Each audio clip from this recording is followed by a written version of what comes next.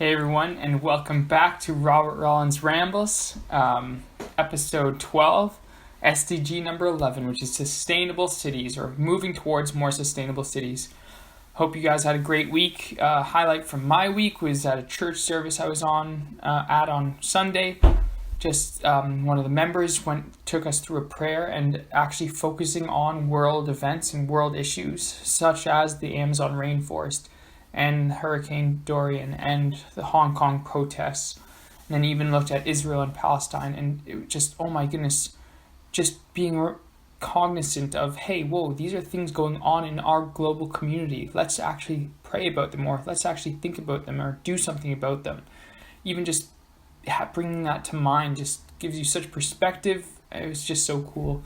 Another thing, Victoria is just started McGill's occupational therapy program. She's absolutely loving it, and just reminding me of just that continuous learning, that never just become complacent. Like always push, always grow, challenge yourself with new things. It's so cool, so challenged by that, and so exciting that, life doesn't have to end ever until it ends. But until it ends, oh man, it's not over. Like, that's so cool that we have that opportunity to live. So SDGs, this is number 11, sustainable cities. So what are some targets? Better than slum conditions, because a lot of people live in slums. 2, safe and affordable transportation and sustainable transportation. Number 3, inclusive and sustainable urbanization. Number 4 is the protection of the world's cultural and natural heritage, a better protection. Number 5 is access to green space and parks. And then 6 is reduce the bad environmental impacts of cities.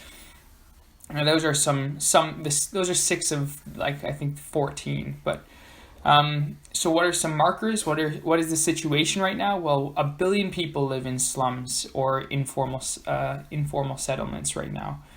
And then surprisingly to me, at least, urban areas are expanding more quickly than the population is, meaning per person we're taking up more and more space, which is interesting because you think about, cities are so packed in. Actually, we're demanding more and more space personally. So it makes you think, is that sustainable, right? If we're having more and more people demanding more and more space, that's something to think about.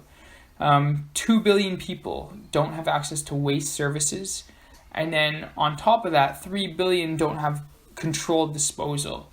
And then 9 of 10 of city dwellers are facing bad air quality issues, which is crazy. 90% of us who live in urban areas. So what's the big picture? I think the big picture with this one is just remembering what sustainable means. What does sustainability mean? A system that can continue its current practices without worrying about what it relies on running out. And that's economically, socially, or environmentally. And in our global world, that means actually our sustainability, so let's say Toronto or Kingston or Hamilton, those cities' sustainability relies on the sustainability of others too.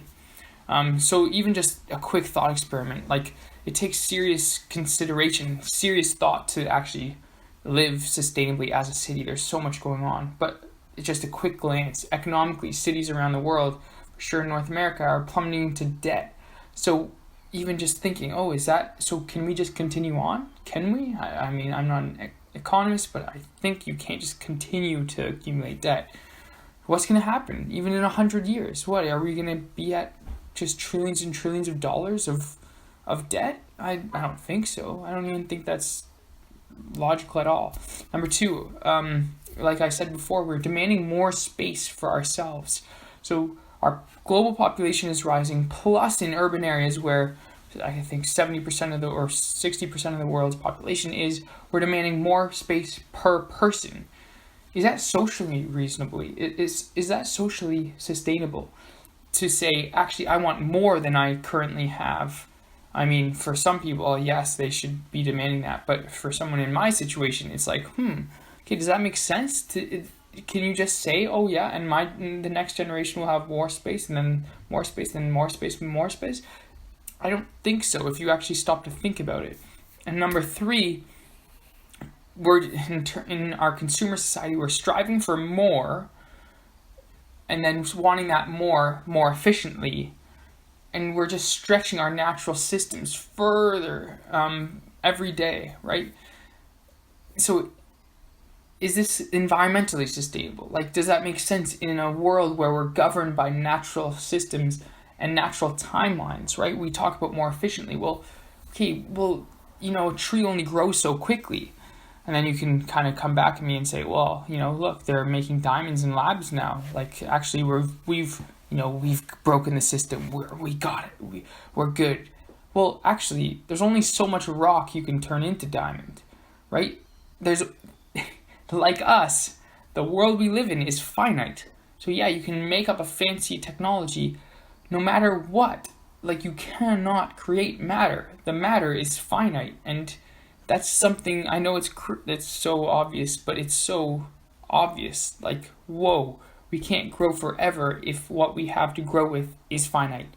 It's a very powerful thing in terms of modeling what is our end goal then. Clearly, it's not to just grow and grow and grow. Even looking at our cities, right? So looking at the foundations of our cities and kind of the waste management, the energy production, the social situation. If you put that out into the future, 7 generations, let's say, like some indigenous people in Canada used to say, living for 7 generations down, do you like the look of it? Do you like the look of where our waste disposal systems are going? Do you like the look of where our energy production is going? Maybe it's good, maybe it's bad. Just thinking about, oh wow, yeah, 7 generations from now, there will be people dealing with what we've left. And then maybe again, 7 generations, that's a long way, but guess what? We're connected. So yeah, maybe you're not thinking about 7 generations down the line, but look, we are of the people who have a good disposal system, but our disposal system is actually hindering the chances of other cities' disposal systems from working. For example, our waste just being disposed of in other countries around the world. Like, so okay, not only 7 generations down the line, but just right now, actually, does our system work for the global community?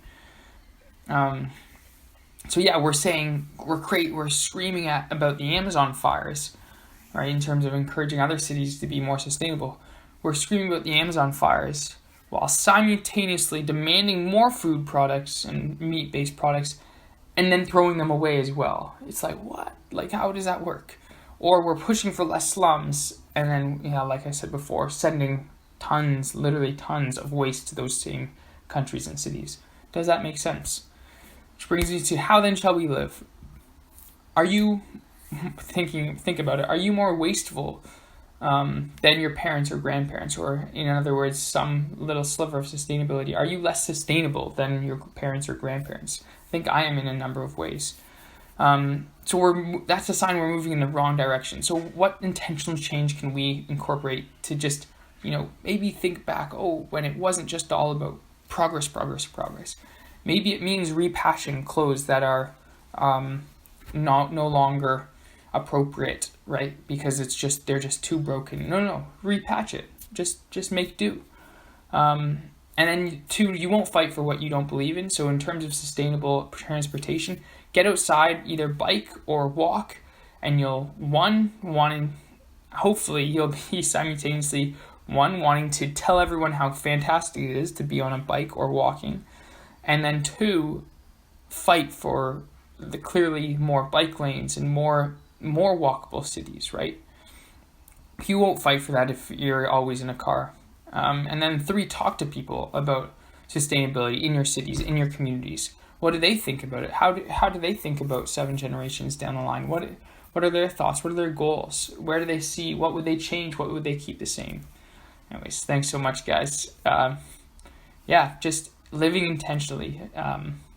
It's such an important thing if we want to reach these SDGs, or just even a better world in general. Anyways, I'll stop rambling. Under 10 minutes.